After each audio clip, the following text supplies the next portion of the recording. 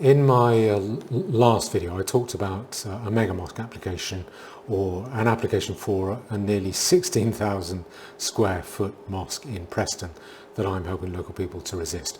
And I want to talk about a little victory that or signs of strategic gains, a little strategic victory that I think we are making in this overall campaign, this in the war, if you like.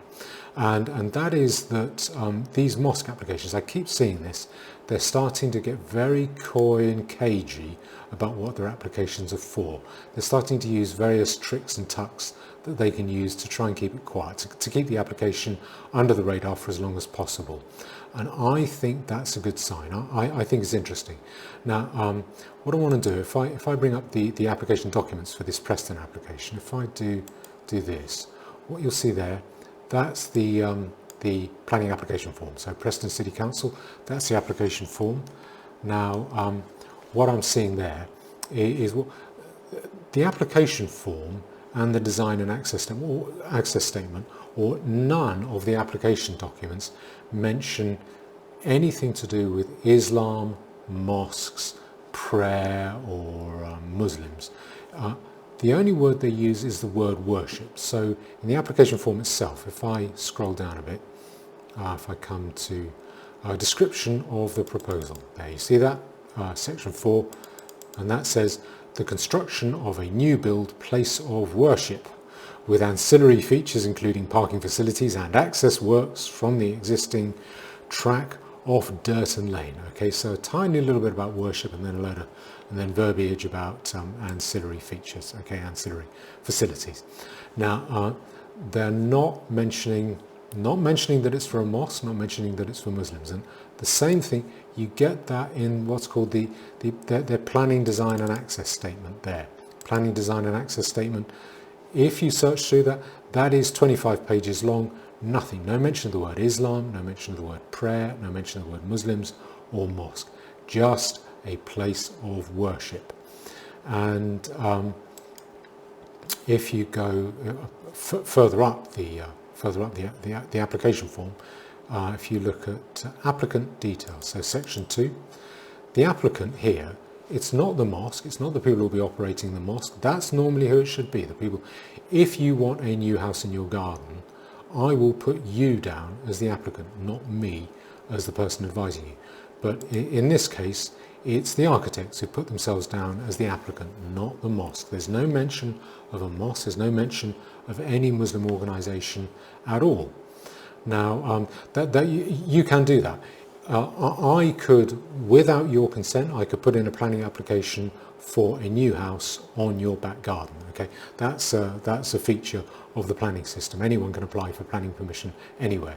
I used to think I could have a bit of fun. I considered having a bit of fun doing that, doing joke applications. A few years ago there was a politician, an MP, she got caught out because she included her husband's porn video rental charges on her parliamentary expenses claims, and it was very embarrassing for her.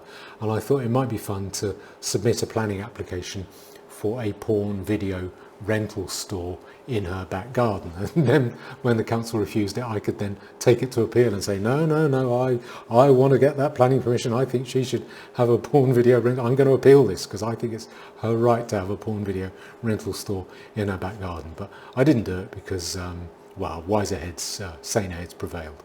Okay, but again, I think that's another sign that this application is coy about what the ultimate intended use is, the fact that it is intended to be a mosque.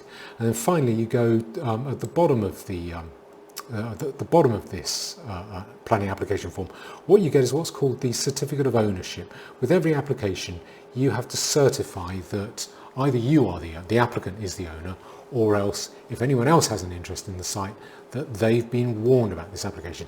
So if I put in a planning application for a house in your back garden, I would have to fill out this form saying, I've warned you. I've warned Fred Smith of 3 Acacia Avenue that I've put in this planning application in his back garden. Okay, so, and I'd have to fill out this form to show that, to say, yeah, there's the guy, there's his address, you can check with him, I've warned him.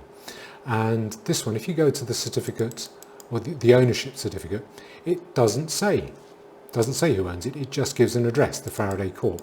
If you look up that address, Faraday Court, Faraday Drive, that's the coroner's address. I very much doubt it's the coroner. It could be the coroner who owns it, I doubt it. There's probably some land ownership office that's kept at that same office. I'll just get rid of that. There we go. I think this is becoming more common. I'm seeing a lot more of this in the applications that come up in front of me, that come to my notice. And I think it means two things. Firstly, I think it means that mosques are realising that there is opposition to having more mosques. People don't want it.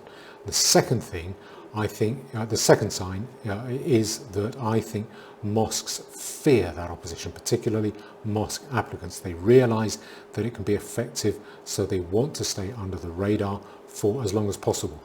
If either of those two things were untrue, there would be no reason for mosque applicants to be cagey, to be coy about these applications. Now I want to draw a gruesome analogy here, and that's an analogy with torture. In the late 80s I did a little bit of work for Amnesty International, just voluntary work, writing letters and stuff. I went to a couple of talks, particularly about torture. Can torture be eradicated? How do you eradicate it?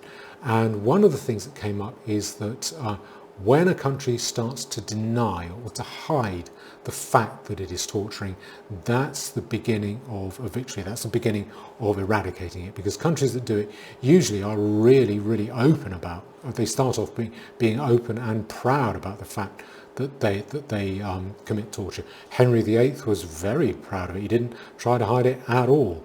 Saddam Hussein in 79 and 80, the very early 80s, he was quite blunt and open. Yep, I torture people and I'll torture you if you step out of line.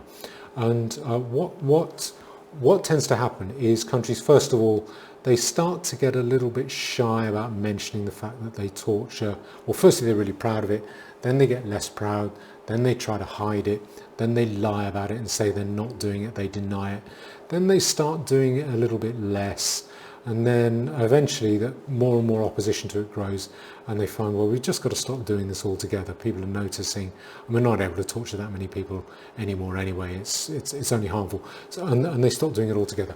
But the first step on that road to getting rid of torture is to get the countries that are doing it to just become shy and to try and hide the fact and conceal, to get coy and cagey about the fact that they're doing it. So I think the fact that mosque applicants are becoming very, very coy and cagey about what their ultimate intended use is, and that they're getting their architects to stand in as the applicants for these mosques, I think that is a good sign. Particularly when everyone is against us and we've got so many powers ranged against us. It is good, it is important to notice these strategic gains that we are making. We are not going to sort out our PC multicultural problems for years. I don't think until the end of this decade. So we've got the best part of a decade to go, and things are going to get worse before they get better.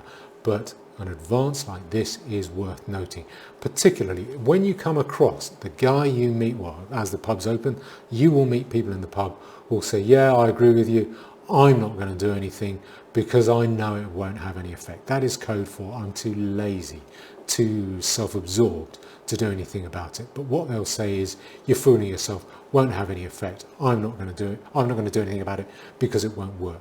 And you can say to them, no, you are wrong. If that was the case, why are these applicants so cagey and so coy about what they're doing?